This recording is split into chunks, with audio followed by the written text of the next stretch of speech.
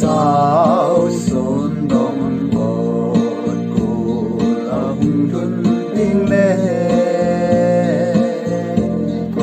hai bóng nhìn ngã đen linh đôi khi của mình anh lệ kita anh dân lại dòng đắng tơ châu xí lâu nâng mây nắng cơn lột phi ô cơn lột phi thêm nắng mơ này xin cả lỡ tan cô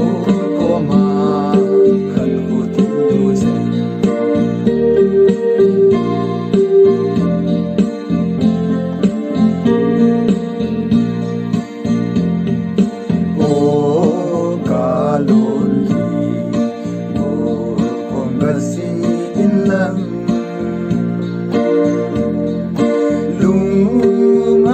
thô đạt hồ hi cồn cồn ta lal in lăng